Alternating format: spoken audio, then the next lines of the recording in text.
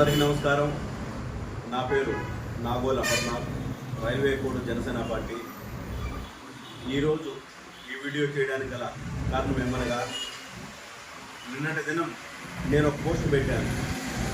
ఏమని, railway కోడూరులో YCP వాళ్ళు భూ కబ్జాలు చేస్తుండడం, అదే వాళ్ళు టీడీపీ పార్టీలో ఉండడం, కొంతమంది టీడీపీలో చేరి ఇప్పుడున్నటువంటి టీడీపీలో వాళ్ళకి కొంతమంది నాయకులు సపోర్ట్ చేయడం, ఇవన్నీ ఉండగా ఇప్పుడు యథేచ్ఛగా భూ కబ్జాలకి పాల్పడుతుండడం చాలా బాధాకరం.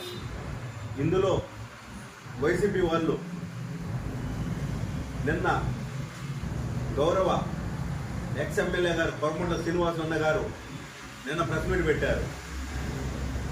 భూ కబ్జాలు, ఎమ్మెల్యే గారు అక్కడ వెళ్ళారు, అక్కడ వెళ్ళకూడదు, ఇక్కడికి వెళ్ళకూడదు అని చెప్పారు. ఓకే అన్నా, వెళ్ళకూడదు, ఓకే కాదనం, మీరు చెప్పినట్టే. మరి మన ప్రభుత్వంలో 2019లో 24 వరకు ఎక్కడెక్కడ భూ కబ్జాలు జరిగాయి అన్నీ మీకు తెలుసు. వాటి గురించి మాట్లాడట్లేదన్నా.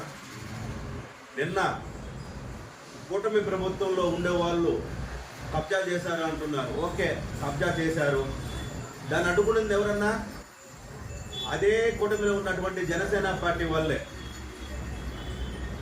ఇప్పుడు కూడా మొన్న నేనే అడ్డుకున్నా, బోర్డు పెట్టించా.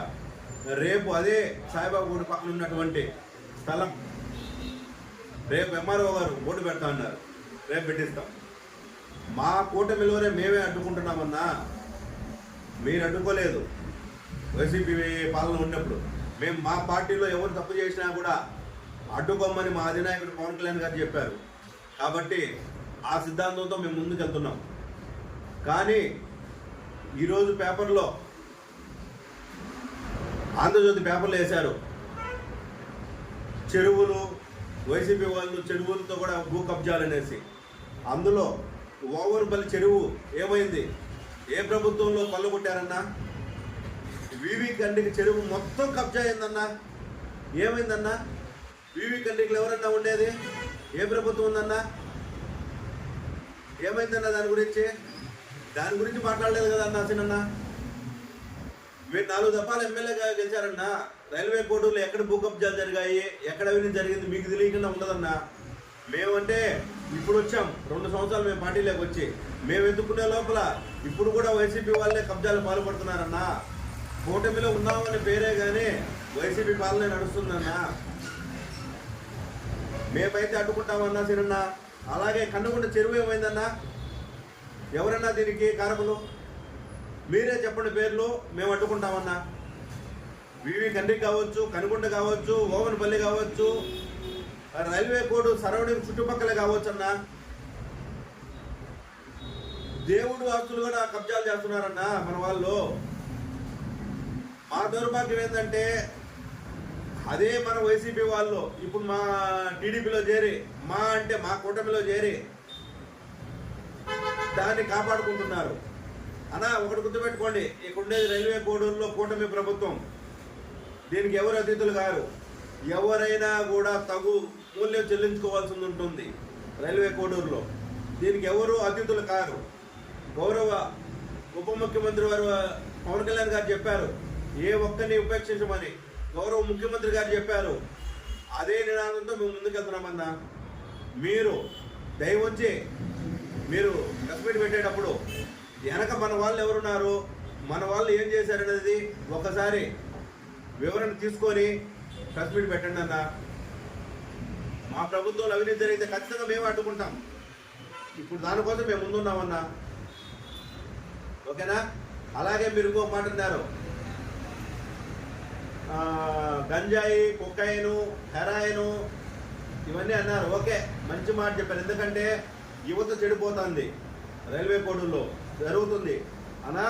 ఈ 2 సంవత్సరాల్లో కూటమి నాయకులు ఎవరు తెచ్చి ఇక్కడ అమ్మలేదన్నా. లాస్ట్ గవర్నమెంట్ నుంచి కూడా ఇది ఉందన్నా. ఎవరు కూడా దీన్ని, మేము కూడా వ్యతిరేకిస్తున్నాం కూటమి ప్రభుత్వం తరఫున. ప్రతి ఒక్కరు కూడా దీన్ని ఖండిస్తాం. మీరు మాట్లాడారు బాగుంది, కానీ దీనికి ప్రోత్సహిస్తుంది కూటమి ప్రభుత్వం అనేది అనడం సరికాదు. మీకు బాధ్యత ఉందన్నా. రైల్వే కోడూరులో మీరు 4 దఫాలు ఎమ్మెల్యే గెలిచారు కాబట్టి మీకు బాధ్యత ఉంది. మీరు పోరాడండి, మేము పోరాడదాం. అవినీతి రహిత పాలన తెద్దాం. పార్టీలు వేరు కావచ్చేమో, కోడూరు మందన్న రైల్వే కోడూరు కాబట్టి దీన్ని కాపాడుకోవాల్సిన బాధ్యత మన మీద ఉంది, పార్టీలు పక్కన పెడితే.